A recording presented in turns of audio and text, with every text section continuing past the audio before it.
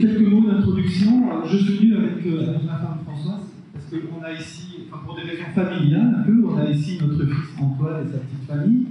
Il y a aussi Dr Christophe Henry et sa femme Cécile, avec qui nous partageons 3 petits-enfants. Voilà. Et donc, bon, je vais commencer aussi par une petite intro. Je ne sais pas si vous connaissez cette illustration, c'est sorti de Les Contes du Chat Perché, édition Folio Junior, et c'est La Patte du Chat, et j'adore ces illustrations, elles sont vraiment très jolies. C'est de Claudine et Roland Sabatier. Et puis j'ai aussi une autre illustration, c'est donc c'est une mosaïque qui se trouve au plafond de la crypte de Pasteur, à l'Institut Pasteur. Et donc, cette mosaïque représente l'une des premières personnes sauvées de la rage par Louis Pasteur. Il s'agit de Jean-Baptiste Jupille. Jean-Baptiste Jupille, qui est la deuxième personne qui a été vaccinée contre la rage par Louis Pasteur, et que l'on voit ici luttant contre un chien enragé. On voit aussi ce dessin, enfin, cette représentation sous la forme d'une statue qui se trouve dans l'enceinte de l'Institut Pasteur. Et donc, Sébastien Jupille, j'ai même des photos, enfin je ne les montre pas là, mais il est ensuite devenu gardien de l'Institut Pasteur, et j'ai une photo où on le voit qui pose devant la statue qui le représente, l'Institut Pasteur.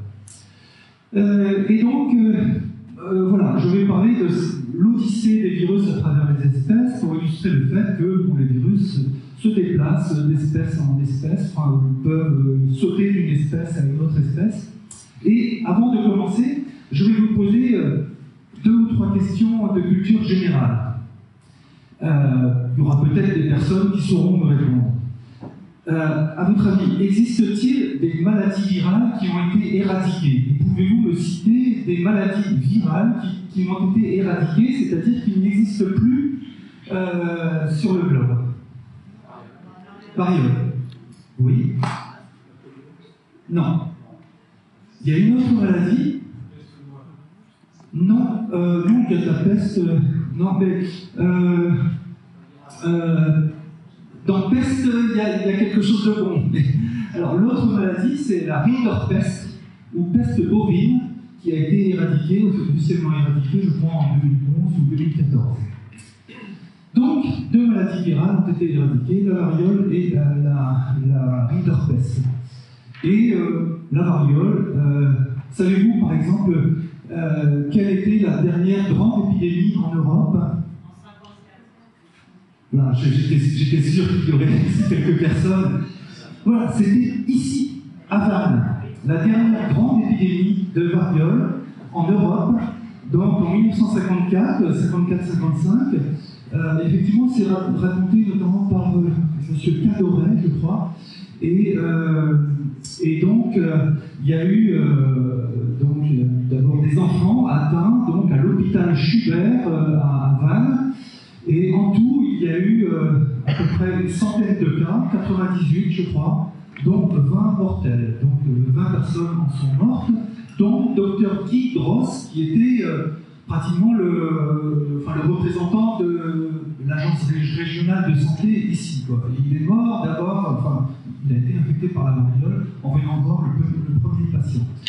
Voilà, 98 cas, 20 morts. Et il y a eu à peu près 250 000 personnes qui ont été vaccinées au début de l'année 1955 à Vannes et aussi dans le Finistère. Voilà, donc c'est quand même, c'est un peu incroyable, mais c'était ici, la dernière épidémie de variole. Alors, donc de quoi je vais parler? Les origines des virus, les échanges de virus entre espèces, je vais parler de quelques virus zoonotiques qu'on pourrait qualifier d'ordinaires ou de quotidiens. Et ce que nous apprend la phylogénie, le spillover, on entend assez souvent ce terme, ça désigne l'émergence de nouveaux virus, en gros c'est un débordement d'un virus d'une espèce vers une autre espèce. Et je vais parler de quelques pandémies dans l'histoire. Bon, évidemment, je me suis limité ici aux virus et aux virus animaux. Donc, je ne vais pas parler de bactéries ni de parasites, mais il y a aussi plein d'histoires passionnantes avec les bactéries et les parasites. Et je ne vais pas non plus parler de virus végétaux. Alors là, c'est certainement passionnant et extrêmement complexe. J'espère que vous m'entendez bien, je parle près du micro, j'espère que ça va comme ça. Ouais. Alors donc, les virus ne sont pas des extraterrestres, parce qu'on se dit souvent, mais d'où il vient ce virus, c'est quoi, c'est une saloperie qui nous vient d'ailleurs, forcément. Mais en fait, les virus, leurs origines se confondent avec les origines de la vie, tout simplement. Les virus sont les entités vivantes les plus abondantes. On estime qu'il y a quelque chose comme 10 puissance 31 particules sur Terre. Ça fait combien? Ça doit faire 10 000 milliards de particules sur Terre. 10 puissance 7, c'est-à-dire 10 millions de particules virales dans 1 millilitre d'eau de mer. 10 puissance 13, c'est-à-dire 10 000 milliards de particules virales par être humain. Et donc, voilà, ces virus ne sont pas des agents étrangers qui nous agressent, ils sont là, ils font partie de nous. L'évolution des génomes viraux est profondément imbriquée dans celle des génomes de leurs hôtes, que ces hôtes soient eucaryotes ou prokaryotes ou archaées, qui sont les bactéries, enfin, des espèces de bactéries assez anciennes, relativement anciennes. Est-ce que ça... Voilà. Voilà. Et donc, chaque espèce, en réalité, vit avec son virome. Le virome, c'est ce qui désigne, cela désigne toutes les espèces virales qui vivent de manière commensale avec nous. On porte plein de virus sur notre peau, on a des virus dans l'intestin, et il y a un peu... donc chaque espèce a un peu ses virus spécialisés, et en plus de ça, chaque espèce porte des virus dans les intestins, dans les voies respiratoires, sur la peau, etc. Et donc, à chaque organe, on peut associer un virome. Et donc, ce virome est relativement spécifique. Et donc, comme je le disais, on peut caractériser le virome de la cavité orale, du poumon, du tractus gastro-intestinal, etc., dans le sang, sur la peau, etc. On trouve un peu toutes sortes de familles virales spécifiques de ces différents tissus. Et donc, le virome est propre à l'espèce, c'est-à-dire qu'un virome de porc, c'est pas la même chose qu'un virome d'humain ou de singe. Mais, bien que ce soit propre à l'espèce, il existe de temps en temps aussi des échanges entre espèces. Ces échanges peuvent être relativement fréquents. Par exemple, on peut parler de cas humains d'infection par des virus animaux. Exemple, virus influenza, il est assez fréquent, il y a quelques dizaines de cas chaque année, d'infection par des virus influenza porcins chez l'homme. Et c'est maintenant beaucoup mieux documenté grâce au séquençage à haut débit. Il y a aussi des virus zoonotiques que l'on peut qualifier de quotidiens, je reviendrai après. Et d'autre part, il y a aussi des cas assez rares d'infection par des virus exotiques. Et donc, c'est ce qu'on appelle donc, des émergences ou des spillovers, des débordements d'une espèce dans une autre espèce. Ça peut aller de l'animal à l'homme, ça peut aussi éventuellement se produire de l'homme à l'animal, ou aussi entre espèces animales. Et parfois, ce spillover déclenche l'épidémie, et parfois, l'épidémie ne s'arrête pas là, et ça va jusqu'à la pandémie. Donc, les agents zoonotiques qu'on pourrait qualifier d'ordinaires, c'est par exemple la rage. On estime qu'il y a quelque chose comme 30 000 à 60 000 cas par an. Ça veut dire 30 000 à 60 000 morts par an, puisque c'est mortel dans tous les cas. Bien sûr, ici, on n'en entend pas parler, sauf parfois 1 ou 2 cas tous les 10 ans, quoi, à peu près. Le dernier cas, c'était peut-être l'an dernier ou il y a 2 ou 3 ans, un enfant qui avait été mordu par un chien qui n'avait pas fait trop attention. C'était peut-être au Cambodge ou quelque part en Indonésie, je ne sais plus. Il n'avait pas trop fait attention, il a été mordu par un jeune chien, oui, mais il n'a pas, aucune précaution n'a été prise ensuite, mais en fait, ce chien a été enragé, et l'enfant, quand il est rentré en France, a déclaré les signes de rage, et il est mort de la rage. Mais donc, voilà, il y a certains pays, en Asie, en Afrique, où c'est relativement fréquent, parce qu'il n'y a pas non plus tous les moyens de prophylaxie post-exposition. Autre zone virus zoonotique ordinaire, la fièvre jaune, eh bien, chaque année, on a aussi 30 à 60 000 morts par an dues à la fièvre jaune. Donc, c'est transmis par des moustiques à l'homme et ça vient de primates, de grands primates. Hépatite E, c'est également le cas. Alors, il y a plusieurs génotypes d'hépatite E, mais notamment dans les pays développés, il y a les génotypes 3 et 4 qui sont zoonotiques, c'est-à-dire que ça provient notamment de porc ou de sanglier. Et par exemple, consommation de viande de porc qui est contaminée par hépatite E, ça arrive. Et les cas sont quand même relativement fréquents. C'est peut-être sous-diagnostiqué, mais c'est relativement fréquent. Autre cas, un peu moins les cas sont moins fréquents, c'est West Nile. C'est un exemple assez remarquable. West Nile aux USA, donc au virus du Nil occidental, donc qui est arrivé aux USA en 1999 et qui depuis s'est étendu à aux deux continents américains. Et donc chaque année aux USA, West Nile est responsable d'environ 2000 à 5000 cas chez l'homme, dont un certain nombre de cas de maladies neuro-invasives, avec chaque année 50 à 300 morts par an aux USA.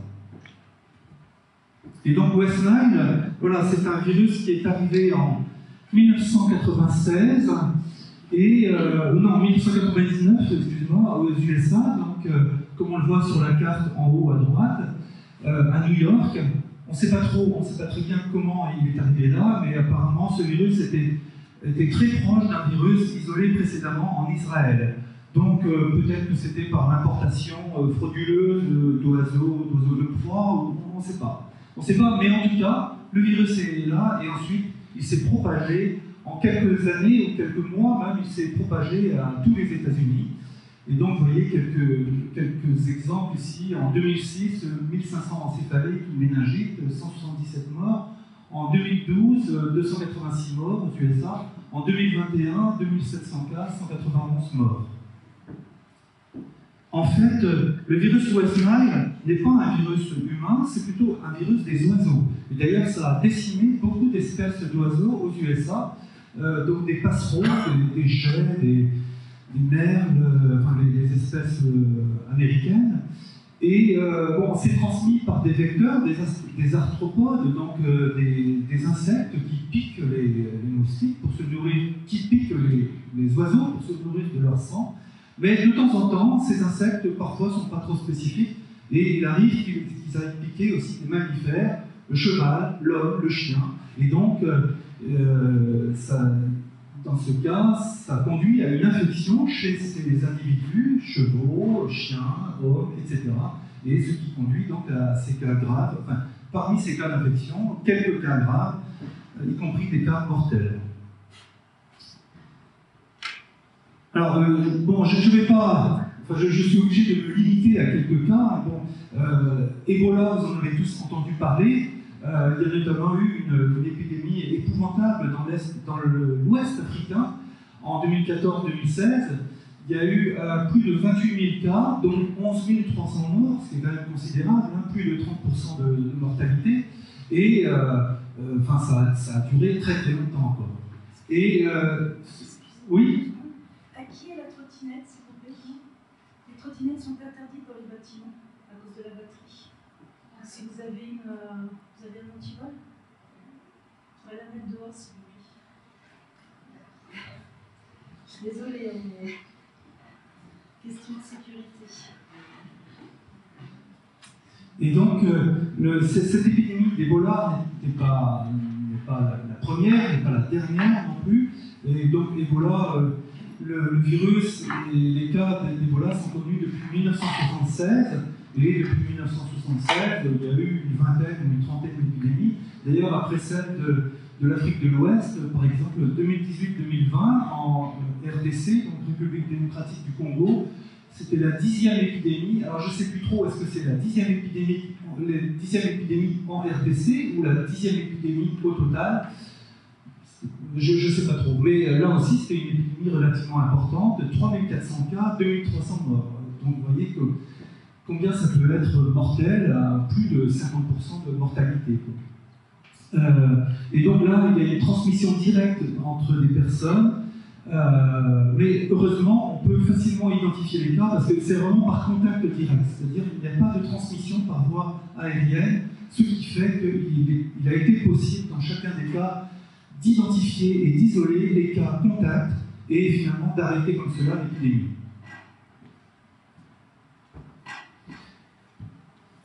Je vais passer à un autre exemple de pandémie. Alors, donc voilà, j'ai parlé d'épidémie, de pandémie.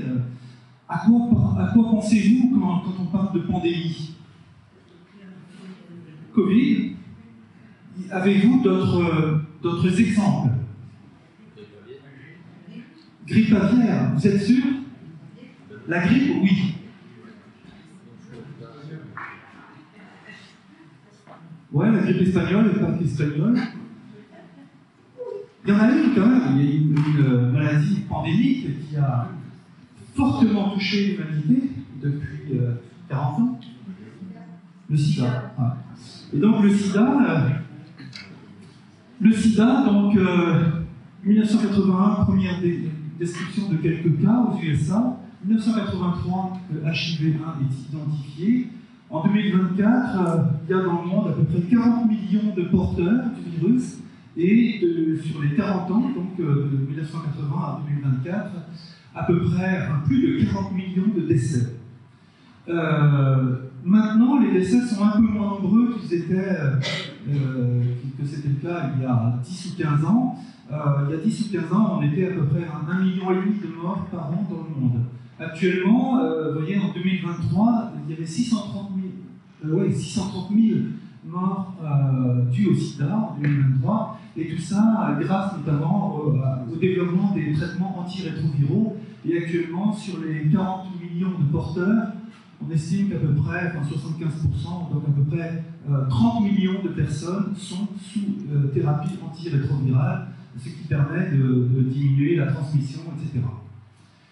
Et donc, alors on pourrait dire que la pandémie a démarré là, les premières transmissions datent peut-être de 1980.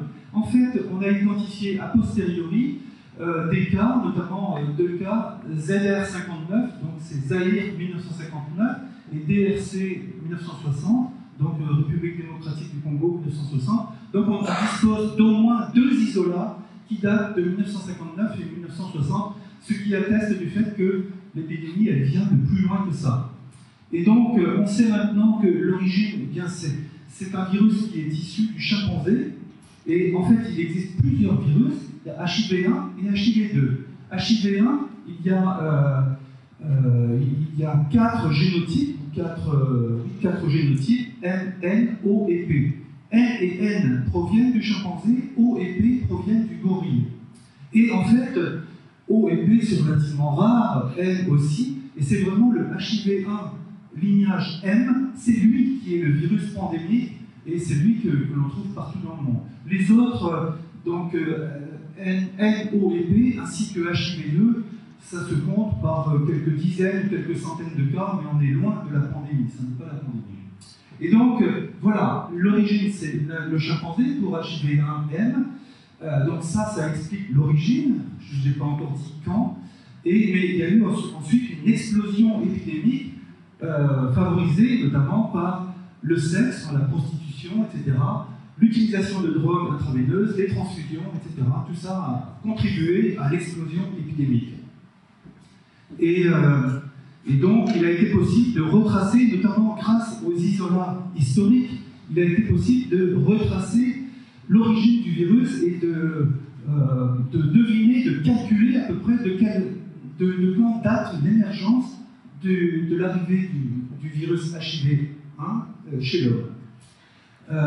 Et donc, il y a des outils qui permettent de définir le TMRCA. TMRCA, c'est Time of the Most Recent Common Ancestor. Donc, c'est l'époque à laquelle on avait l'ancêtre commun. L'ancêtre commun aux isolats les plus distincts, les plus différents. Et donc, des études au début des années 2000 ont permis d'identifier que cette date d'émergence était à peu près au début du XXe siècle, quelque part entre 1890 et 1920. Et donc, ça a circulé à bas bruit, sans être identifié, pendant plus de 80 ans. Et il y avait déjà deux lignages distincts en 1959, puisque ces deux isolats, ZR59 et DRC60, étaient relativement séparés.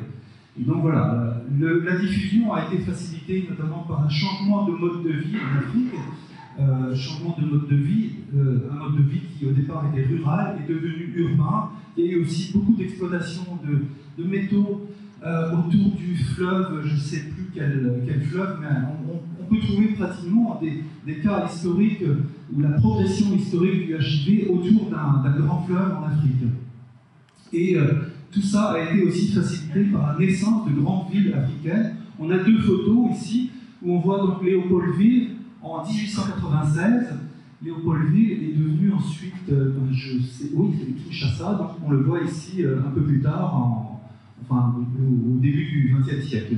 Donc ça atteste de cette évolution d'un mode rural à un mode urbain.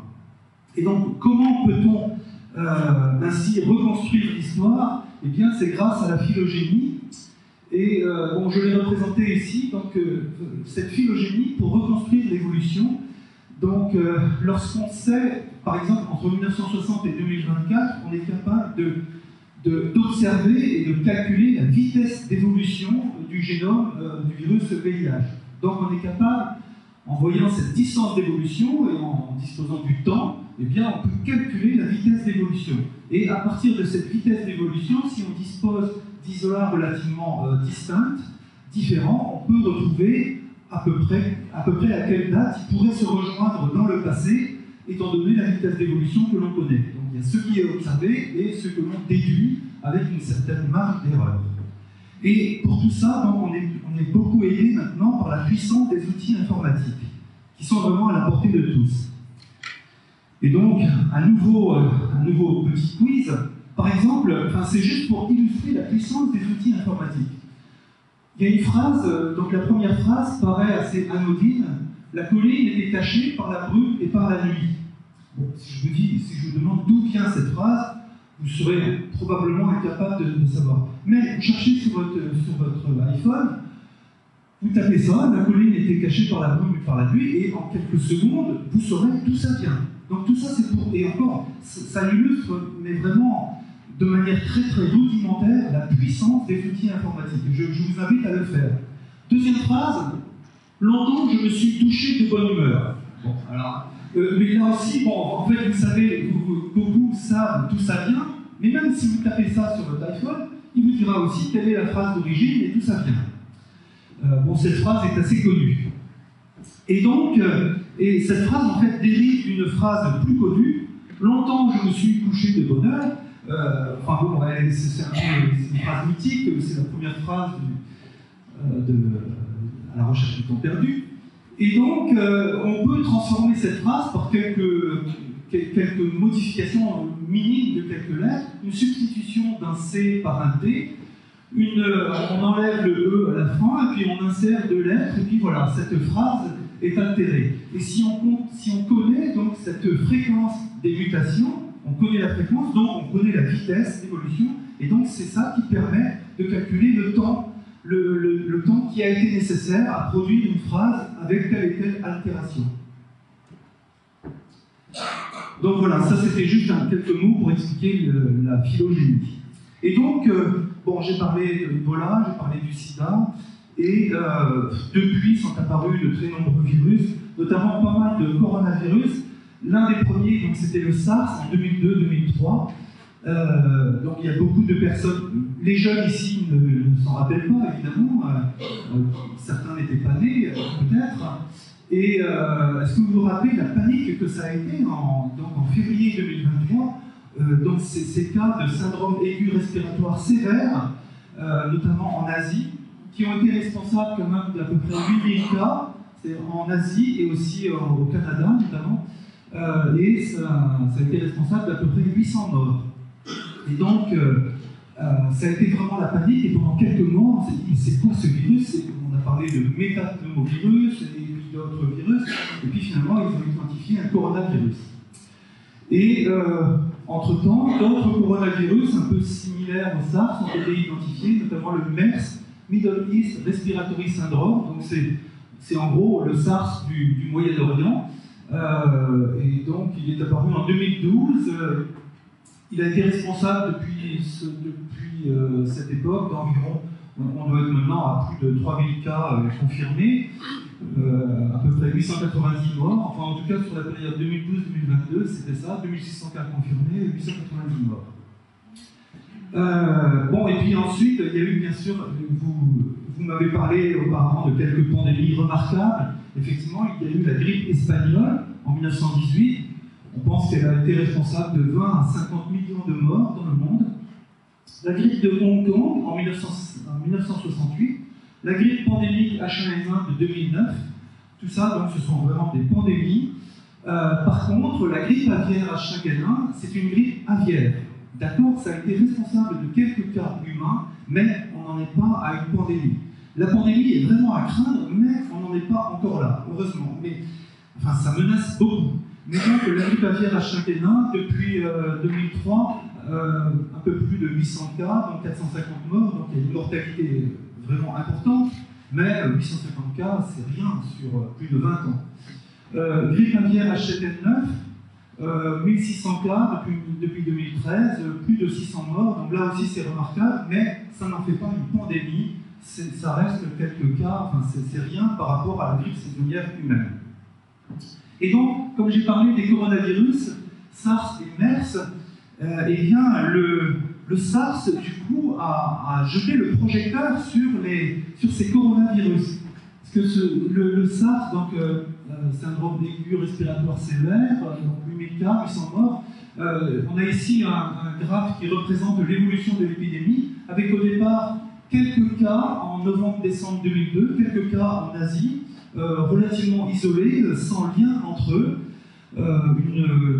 voilà, 11 cas indépendants de transmission de l'animal à l'homme. Et ensuite, il y a eu vraiment une explosion épidémique en février 2023 en Asie, avec aussi quelques cas exportés au Canada, avec des cas de supercontamination, c'est-à-dire des personnes qui étaient extrêmement contagieuses.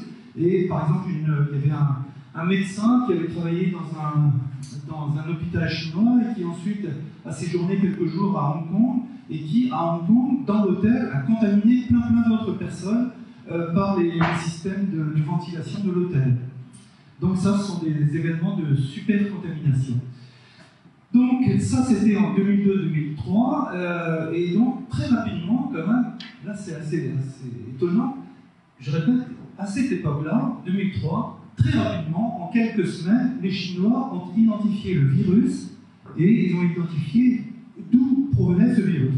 Ils ont identifié notamment des animaux comme la palme civette, donc civette palmis ou civette du palmier, ainsi que le raccoon dog ou chien vivrin, qui étaient vendus comme, en tant qu'animaux vivants dans des marchés.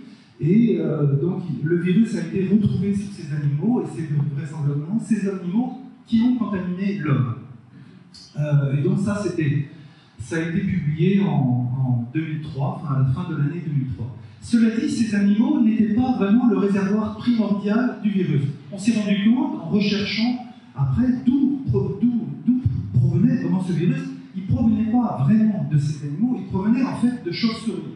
Et notamment des chauves-souris des genres horseshoe bat ou rhinolophe, et ça a été identifié seulement dans les années 2010, 2011, 2012, 2013. Et donc, avec tout ça, donc, déjà ça a focalisé les regards sur les coronavirus qui auparavant étaient ignorés. Le coronavirus, c'était responsable de l'une bénin, enfin, ça n'avait jamais tué personne.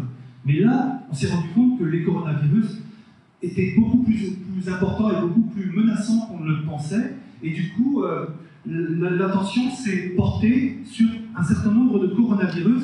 Et on s'est rendu compte que chez l'homme et chez les animaux, on a identifié plusieurs nouveaux coronavirus dans les 50 dernières années.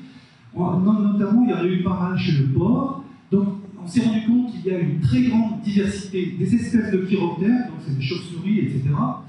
Donc il y a plusieurs bacs coronavirus, les coronavirus de chauves-souris, dont le SARS-CoV, et aussi donc des SARS-related, donc des virus apparentés au SARS, Et il y a eu chez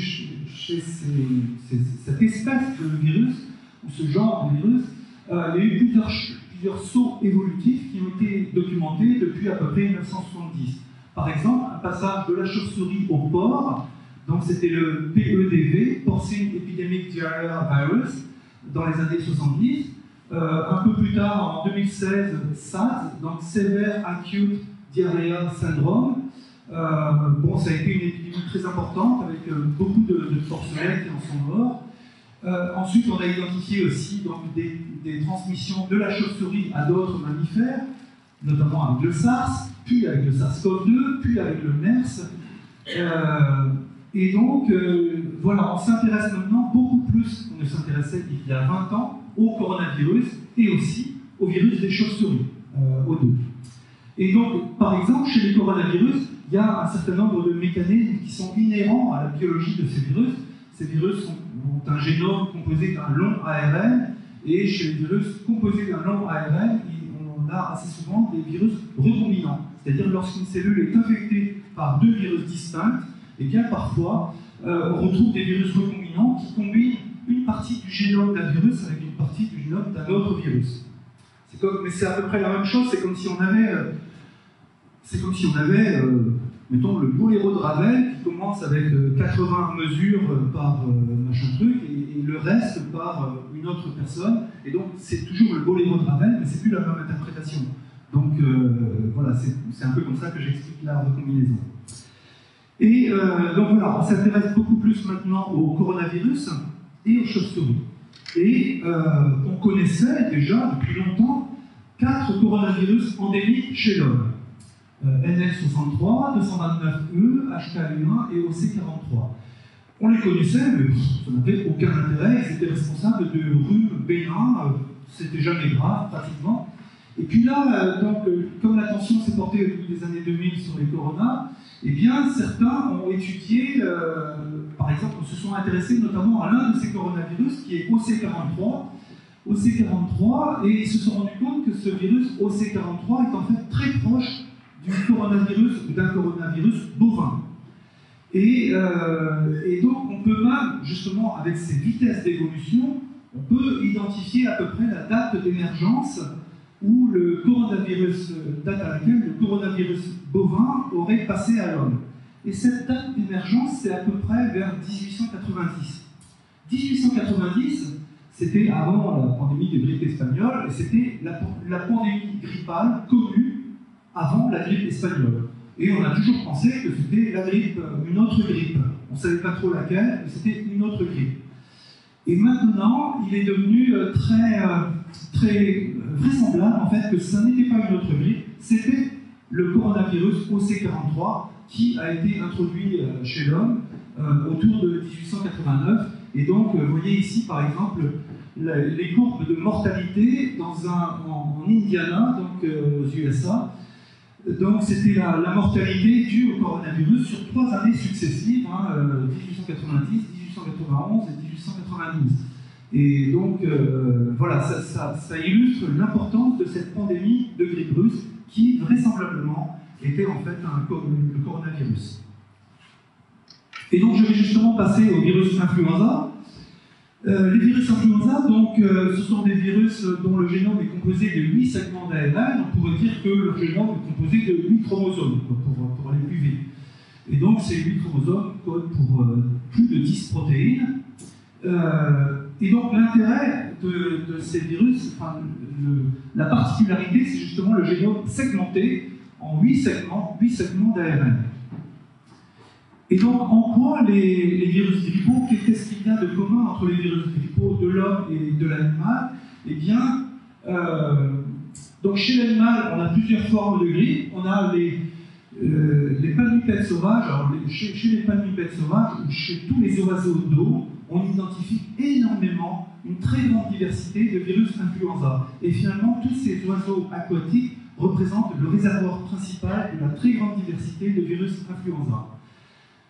Un virus ne fait pas de différence entre un canard sauvage et un canard domestique, et donc on a aussi des canards domestiques qui peuvent être infectés par des virus sauvages, et les canards, à leur tour, peuvent infecter des volailles. Et donc chez les volailles domestiques, on a des virus influenza de faible pathogénicité et de haute pathogénicité.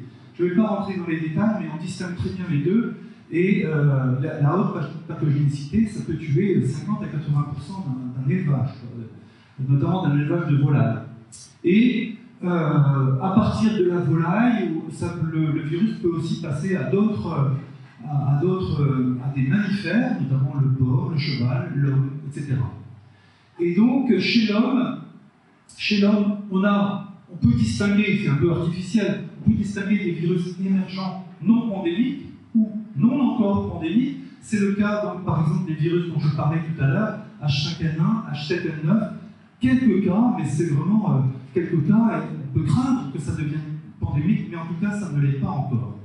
Et de temps en temps, lorsqu'un virus a beaucoup de succès, il infecte toute la population mondiale, ça prend 2 ou 3 ans, et c'est le temps de la pandémie.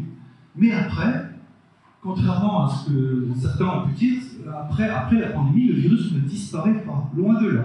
Il reste là, il revient tous les ans sous forme de grippe saisonnière, des grippes saisonnières qui, selon les années, sont plus ou moins intenses, selon la virulence propre du virus, mais aussi selon l'adaptation entre le vaccin et le virus.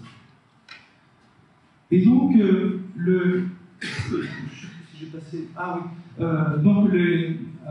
l'avifaune sauvage, donc tous ces oiseaux qui vivent dans et autour de l'eau, eh bien, constituent le réservoir principal du virus influenza. Et puis, il y a une circulation permanente de ces virus, non seulement à l'intérieur d'une espèce donnée, mais entre toutes les espèces d'oiseaux aquatiques, avec des co-infections qui sont fréquentes. C'est-à-dire, il n'est pas rare, on prend un canard quelque part sur un lac, on va isoler des virus en faisant un écouvillonnage, et puis on voit non seulement un virus influenza, mais parfois 2 ou 3 sur le même canard. Donc les co-infections sont fréquentes. Et donc le canard, il vit dans l'eau, il mange dans l'eau, il fait caca aussi dans l'eau, et donc tout ça, forcément, ça favorise les transmissions entre les oiseaux, d'autant plus que les canards et tous les autres oiseaux aquatiques aiment bien se réunir, donc ça fait partie de leur vie, notamment lors des escales migratoires ou lors des migrations, lorsque les oiseaux vont dans les aires de reproduction en Arctique, puis qu'ils redescendent, et bien tout ça, ça fait un brassage d'animaux et de virus, les virus que portent ces animaux. Et donc, voilà, et à partir des canards, ça peut passer aux volailles, à l'homme, au porc, etc. Et donc, je répète que les co-infections sont fréquentes, et lors d'une co-infection, c'est là où on peut avoir du réassortiment. Donc le réassortiment permet, ça remanie en permanence les génomes viraux. Donc de manière schématique, supposons qu'une cellule est infectée par deux virus distincts, et donc c'est relativement fréquent, en tout cas chez les oiseaux aquatiques, c'est fréquent, et bien la cellule ensuite ne fait pas la différence entre les chromosomes d'un virus et les chromosomes de l'autre, et donc elle assemble un peu au hasard les chromosomes des virus, et donc elle peut produire tous les assortiments possibles des deux brins possibles pour chaque ARN. Et donc 2 puissance 8, ça fait 256 assortiments possibles lorsqu'il y a une co-infection par deux virus. Et donc ce réassortiment, on le détecte chez l'homme, mais il est beaucoup plus fréquent, beaucoup plus abondant chez les oiseaux qui hébergent ces virus influenza, et donc c'est un mécanisme vraiment capital dans l'évolution des virus influenza. Mécanisme capital, et c'est vraiment, ça a été très bien illustré par la grippe pandémique de 2009. Donc le virus a été identifié en mars 2009, et en 1 ou 2 semaines, les séquences du virus étaient disponibles dans les banques de séquences nucléotidiques, et donc chacun pouvait faire des comparaisons de séquences pour trouver les virus parentaux les plus proches. Et donc on peut le faire pour chacun des 8 segments du virus, et donc on s'est rendu compte que l'hémagglutinine HA, eh bien, le gène de l'hémagglutinine venait de virus porcin américain, le gène de la neuraminidase venait de virus porcin européen, le gène codant pour M, protéine de matrice, venait de virus porcin asiatique, NP et NS, ça vient de virus porcin américain, PB1, ça vient du virus humain H3N2, et PA et PB2, ça vient de virus aviaire américain. Donc vraiment, ce virus de 2009, ce virus pandémique de 2009, c'est vraiment, on n'avait jamais vu un tel réassortiment auparavant. bon, il faut dire qu'auparavant, mettons 10 ou 20 ans auparavant, c'était peut-être pas possible d'identifier ça parce qu'on n'avait pas les moyens de séquençage et d'analyse de séquences que l'on a actuellement. Mais ça a vraiment illustré à la fois la puissance des outils d'analyse de séquences et la puissance aussi des outils de détermination de la séquence. Et donc, finalement, on s'est demandé, mais comment ce virus a-t-il pu apparaître, un tel réassortiment entre des virus humains, des virus porcins, asiatiques, européens, des virus aviaires, américains? Eh bien, en fait, ça ne s'est pas fait d'un coup, et probablement, enfin, ça s'est fait en au moins 10 ans chez le porc, voire même à peu près en tout 30 ans, si on remonte à l'origine des virus européens ou eurasiatiques H1N1. Bon, finalement, voilà, il y a eu des mélanges et donc des mélanges permettant des réassortiments entre des virus humains, des virus porcins, des virus aviaires, et ceci, ça s'est étalé sur 10 à 30 ans, et de manière assez silencieuse, parce qu'on n'avait pas les moyens, et on ne voyait pas non plus l'intérêt peut-être de caractériser, de surveiller les virus influenza porcins. On sait que ça existe, mais en gros, ce n'était pas un problème si important, et donc ça n'était pas surveillé. Et donc cette apparition, cette genèse du virus de 2009, eh bien, elle n'avait pas fait l'objet d'une surveillance particulière. Et après, donc on s'est rendu compte que finalement, cette histoire complexe, on peut aussi l'appliquer au virus pandémique précédent, de la grippe asiatique et de la grippe espagnole. Donc en 1918, la grippe espagnole, elle est apparue chez l'homme.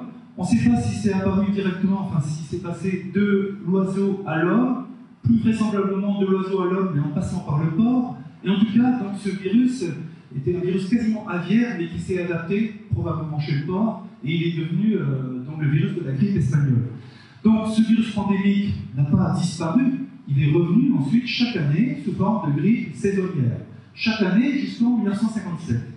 En 1957, tout d'un coup, le virus, on ne le reconnaît plus, il n'a plus les mêmes antigènes, les anticorps ne marchent plus contre lui, et il est remplacé par un virus qu'on a du coup appelé H2N2, c'est le virus de la grippe asiatique.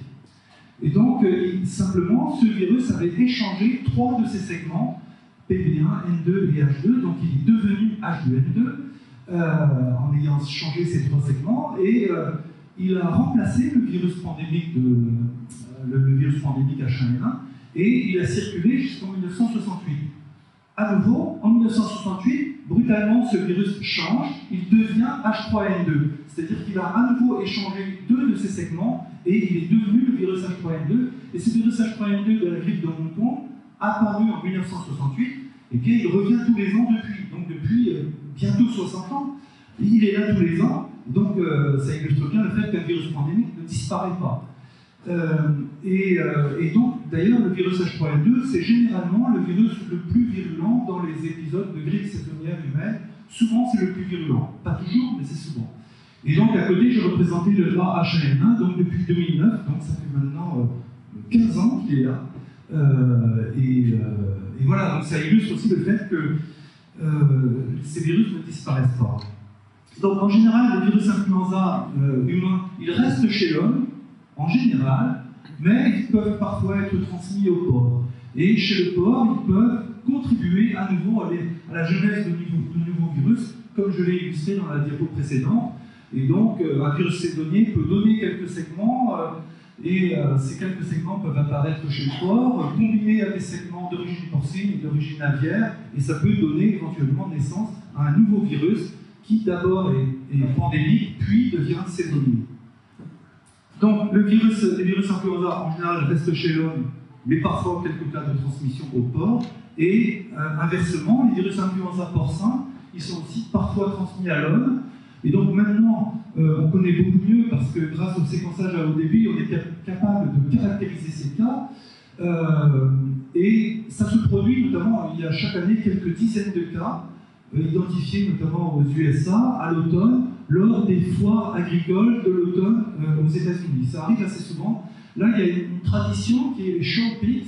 Donc, ce sont des adolescents dans les fermes qui prennent en charge un porc et qui vont l'élever, qui vont le bichonner pour le faire participer à des concours lors des efforts agricoles. Et comme on le voit ici, ces adolescents dans ces foires agricoles, vivent au contact de leurs cochons, quoi. Et ça peut parfois, c'est à l'origine parfois de transmission des virus porcins à l'homme. Et donc voilà, ça arrive, mais finalement c'est quand même quelques dizaines de cas identifiés et caractérisés chaque année, mais n'oublions pas que c'est quand même tout à fait négligeable par rapport à environ 1 à 2 milliards d'infections chaque année par des virus influenza qui proviennent d'autres personnes. Il faut juste relativiser.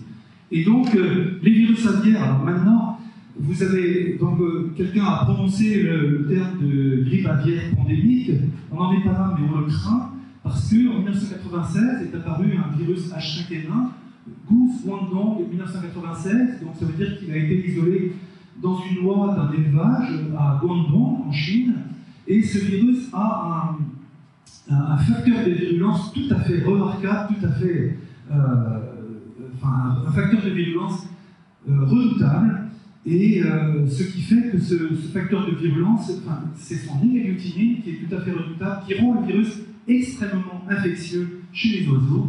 Et donc, ces virus H5N1, par réassortiment, ont donné plein de lignages de virus descendants du virus H5N1 originel.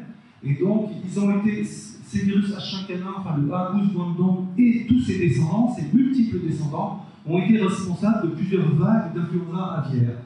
Et donc, d'abord, il y a eu en 1997 une vague d'influenza aviaire à Hong Kong, avec 18 cas humains, dont 6 morts. Et donc là, ça a quand même alerté les autorités sanitaires sur le risque de ce virus. Donc il y a eu des abattages massifs de millions de volailles à Hong Kong pour mettre fin à l'épidémie. Le virus a disparu, mais pas tout à fait. En fait, il a continué à circuler dans le réservoir sauvage, et en 1997-2002, il a connu une diversification et une expansion géographique en Asie. En 2005-2008, il y a eu une première vague qui a atteint l'Europe et l'Afrique. Donc on a parlé en 2006-2007, il y a eu une vague d'influenza aviaire qui a atteint l'Europe, on en a parlé un peu. Ensuite, 2014-2015, il y a eu une grande vague qui a surtout atteint les USA, et ça a causé des mortalités massives, directement ou indirectement. On abat les élevages pour stopper l'épidémie. Il y a eu en 2015 à peu près 50 millions de volailles qui ont été abattues aux USA pour mettre fin à cette épidémie. Et depuis 2020, c'est catastrophique. Les virus reviennent, et non seulement ils reviennent d'Asie, mais maintenant ils persistent, ils sont là. Et je ne suis pas éleveur de canards, mais les éleveurs de canards, eux, le savent bien parce que c'est catastrophique. Des millions de canards et d'autres volailles ont été abattus pour essayer de mettre fin à ces épisodes aussi de virus H5N1. Et donc les vagues, surtout depuis 2020, ces vagues sont de plus en plus fréquentes, de plus en plus intenses, de plus en plus étendues géographiquement et de plus en plus diversifiées quant aux espèces atteintes. Non seulement les espèces d'oiseaux, mais aussi on en trouve maintenant chez les mammifères. Et donc là, à nouveau, j'ai représenté ce qui illustre la gravité de ces vagues. Donc 2014-2015, H5N8 aux USA, 50 millions de volailles ont été éliminées. 2016-2017, H5N8 en Europe de l'Est, et là on a plein d'espèces d'oiseaux aquatiques qui ont été atteintes, ce qui permet plein de réassortiments. Et depuis 2020-2024, alors là, c'est donc la pire des épisodes aussi chez les oiseaux, avec des virus H5N1, mais aussi des virus apparentés H5N5, H5N1, H5N3, etc. 14 000 foyers identifiés en Europe, donc près de 100 millions de volailles ont été abattues en Europe pour essayer de stopper l'épidémie. Donc c'est dramatique. Non seulement ça, mais on en trouve aussi chez les mammifères. Et donc, ça représente les cas de virus aviaire H5N1 passés chez les mammifères, des renards, des phoques, des skunks, des mammifères aquatiques aussi. Et donc, on voit l'augmentation du nombre de cas sur la période 2021-2024. Et on voit ici, par exemple, aussi sur 2 années, en 2023 et en 2024, donc le nombre de cas chez les mammifères, on voit qu'il y en a partout, jusqu'en Antarctique. Notamment en Amérique du Sud, il y a eu une mortalité considérable de mammifères aquatiques, des Bon, alors c'est Sea Lions, donc c'est lion de mer, je ne sais pas exactement quelle espèce c'est, et aussi des je sais plus, enfin, différentes espèces de phoques. Et donc il y a eu des mortalités massives de milliers d'animaux dues au virus H5N1. Et non seulement ça, mais là, depuis mars 2024, sont apparus des virus H5N1 dans le lait de vache aux USA. Et donc actuellement, on est à plus de 900 troupeaux aux USA qui ont été identifiés et chez lesquels on trouve du virus aviaire, du virus influenza aviaire H5N1 dans le lait de vache. Heureusement, le lait est pasteurisé, il est travaillé, et donc on ne trouve pas du virus vivant ensuite dans les produits laitiers, mais dans les fermes, il y a eu plusieurs cas de chats qui ont bu du lait de vache, qui en sont morts. Il y a eu aussi des cas humains, mais des cas humains qui, jusqu'à présent, ce sont des conjonctivites. Donc, jusqu'à présent, ça n'est pas très grave. Actuellement, aux USA, on compte à peu près 60 cas humains. On a dénombré 60 cas humains de virus, d'infection à virus H5N1, dont à peu près 40 en lien avec les élevages de vaches laitières. Mais en général, ce sont des conjonctivites, donc c'est pas très grave. Mais enfin, quand on voit le nombre de cas chez les mammifères, chez la vache et chez l'homme avec des pathologies pas très graves, on se dit que ça va finir par s'adapter à l'homme. Et donc c'est vraiment le risque actuel. J'en termine là avec les virus influenza, et je vais parler juste de quelques autres cas. Donc j'ai passé beaucoup de temps sur les virus influenza, excusez-moi, mais il y a d'autres virus qui ont des histoires passionnantes aussi. Par exemple, c'est le cas de la rougeole. Et bien, vraisemblablement, la rougeole dérive de virus, donc c'est une famille de virus, c'est le Paramuxoviridae, et il y avait notamment deux lignages, donc le Rinderpest virus, donc virus de la peste bovine, le RPV, et peste des petits ruminants. Et donc ces deux virus ont divergé apparemment quelque part vers 3000 avant Jésus-Christ à peu près.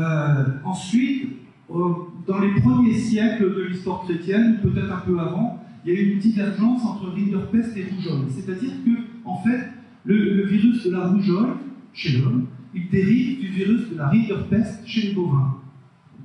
Et donc, voilà, ce sont deux virus apparentés qui ont ensuite, chacun a eu sa propre histoire. Et puis, il y a des virus apparentés, d'autres virus apparentés chez les animaux. Y compris, voilà, en 1735, donc au début du XVIIIe siècle, le virus de la rougeole, apparemment, est passé aux chiens pour donner le distincteur virus, ou le virus de la maladie de Carré. Donc, le virus de la maladie de Carré dérive du virus de la rougeole. C'est le virus de la rougeole qui s'est adapté aux chiens. Et depuis les années 90, des virus de maladie de Carré, on en trouve aussi chez les mammifères marins, chez des phoques et tout ça. Il y a eu donc un certain nombre d'épidémies remarquables de rougeole chez des phoques, etc.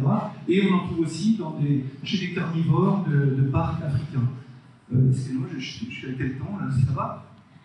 Ah, ouais, d'accord, ok. C'est bon, je suis presque à la fin. Et donc, un autre exemple de saut de barrière d'espèces, c'est aussi, alors certains s'en souviennent, est-ce que vous vous rappelez, en 1978, 1978-79, il y a eu une maladie chez les chiens, notamment chez les petits chiens, il y a eu vraiment une épidémie massive de diarrhée des petits chiens. Et donc, il y a plein de chiens qui en sont morts. Et en fait, donc, c'était un virus de gastro-entérite. On s'est rendu compte après coup que c'est un virus qui en fait c'est un parvovirus qui venait du chat et qui s'est adapté au chien, qui est devenu pandémique ou panzootique chez le chien.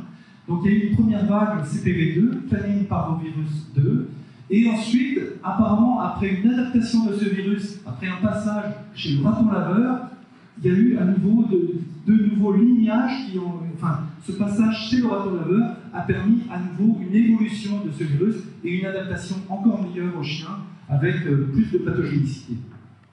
Donc là, ça illustre un cas de saut de la barrière d'espèces. Donc c'est un virus qui passe d'une espèce à une autre, mais là, ça ne concerne pas l'homme, mais c'est chez le chien et le chat, et en passant par le raton laveur. Bon, et j'en arrive bien sûr au SARS-CoV-2.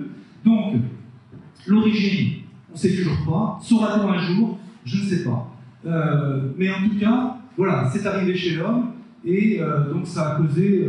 j'ai représenté là, de 2020 à 2023, à peu près le nombre de cas et le nombre de morts. Donc actuellement, on dénombre à peu près plus de 7 millions de morts dues au SARS-CoV-2, au Covid. Enfin, on en dénombre 7 millions, mais je pense raisonnablement, on parle plutôt d'un bilan d'un excès de mortalité qui serait de l'ordre de 20 millions à peu près. 20 millions de morts. Et donc il y a eu plusieurs vagues, avec la vague alpha, delta, gamma, puis omicron. Et là aussi, donc il y a eu en tout cas des passages, des transmissions de l'homme à d'autres espèces. Il y a eu pas mal de cas chez le chat. Transmission chez le chat, transmission chez le vison, et du vison, retransmission à l'homme. Il y a eu aussi une transmission à des petits ruminants américains, les white-tailed deer, donc les daims à queue blanche. Il y a eu un certain nombre de cas, et donc maintenant, ben voilà, le virus, en tout cas aux USA, il se trouve aussi dans des espèces sauvages, donc on ne pourra pas l'en éradiquer. Donc ça montre la capacité d'évolution du virus et d'adaptation à des espèces. Et puis, il y a eu dans le cas du Covid, donc, par exemple, il y a eu les Omicron qui sont apparus à la fin de l'année 2021. Quand ils sont apparus, on s'est dit, mais d'où ils viennent ceux-là, quoi? Enfin, parce qu'on pouvait relier tous les virus des épidémies précédentes, enfin, gamma, delta, etc. On pouvait en faire un arbre généalogique et assez consistant, quoi. Mais les Omicron étaient complètement en dehors de cet arbre, c'est-à-dire que c'était comme si c'était un virus du début de 2020 qui s'est adapté, on ne sait pas comment. Est-ce que c'est chez l'homme, chez des personnes immunodéprimées où le virus continue à circuler et à se multiplier et à donner des variants, ou est-ce que le virus s'est adapté dans une autre espèce, y compris des rongeurs domestiques, peut-être, on ne sait pas. On ne sait pas, mais en tout cas, et maintenant, ce virus Omicron qui est différent des vagues précédentes, de alpha, delta, gamma, etc., il est différent parce qu'il est plus adapté aux voies respiratoires supérieures, donc il se transmet encore mieux et il donne une pathologie moindre. Donc là, ça illustre encore les capacités d'évolution remarquables de ces virus et capacité d'évolution donc par l'accumulation de mutations et aussi les recombinaisons. Et je vais presque finir, et c'est juste pour évoquer que tout ça, c'est pas seulement chez l'homme, mais chez l'animal aussi. Bon, actuellement, les éleveurs de ruminants notamment connaissent des problèmes avec la blue tongue qui est apparue en Europe, avant les années 2000. Blue tongue, on disait non, mais ça c'est exotique, il n'y en aura jamais en Europe. Et c'est apparu en Europe en 2006, et puis ça revient par vague, on ne sait pas comment ça vient, et il y a plusieurs sérotypes de blue tongue, et là donc on voit l'épidémie de blue tongue en France, l'état actuel, hein, donc en janvier, donc près de 10 000 foyers de FCO, donc c'est une fièvre tétarale ovine, près de 2 000 foyers, près de 10 000 foyers concernant 52 départements. Et là, on voit une autre carte qui montre à la fois les différents génotypes de blue tongue, parce qu'il y a du blue tongue, il y a du 3, il y a du 8, il y a du 4, et en plus, c'est la maladie hémorragique épizootique des bovins.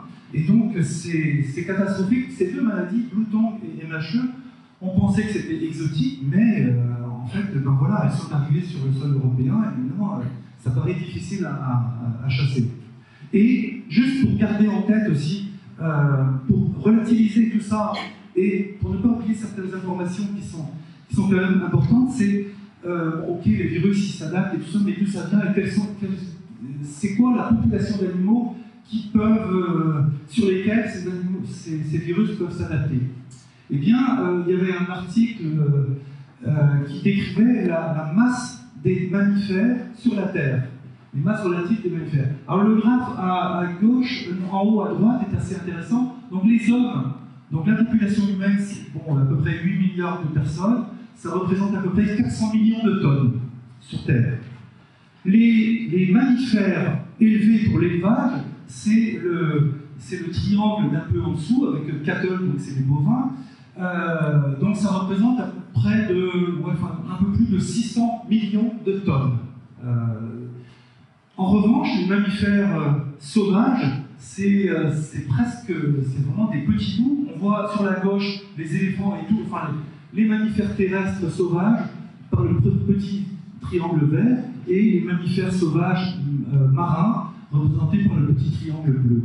Et donc voilà, il faut se représenter aussi la masse de tissus biologiques qui existent sur Terre, provenant de l'homme et des animaux d'élevage. Et encore, il ne s'agit que des mammifères. Et donc, juste pour information, sachez que sur Terre, à tout moment, il existe à peu près 25 milliards de volailles élevées sur Terre, à tout moment, et chaque année, on en tue entre 60 et 70 milliards pour l'alimentation. Donc ça, c'est les volailles. Mais les volailles ne sont pas présentes là-dedans. Les bovins, il y en a à peu près 1 milliard sur Terre. Les porcs, à peu près 1 milliard. Bon, c'est des chiffres que j'ai trouvés, c'est à peu près les nombres actuels. Et il ne faut pas oublier aussi que dans la population humaine, forcément, on dit, ouais, comment ça se fait, il y a une explosion d'épidémies et tout ça. Bon, il ne faut pas oublier non plus que la population humaine a quadruplé en un siècle. De 1920 à 2020, on est passé de 2 milliards à 8 milliards. Donc déjà, la population a quadruplé. Forcément, tout ce qui permet l'entretien de cette population, l'alimentation par des animaux d'élevage ou par les cultures, eh bien, a dû aussi être quadruplé. Donc il faut garder ça en tête. Et voilà, j'en ai terminé un, ça se termine peut-être en queue de poisson, mais voilà, je vous remercie de votre attention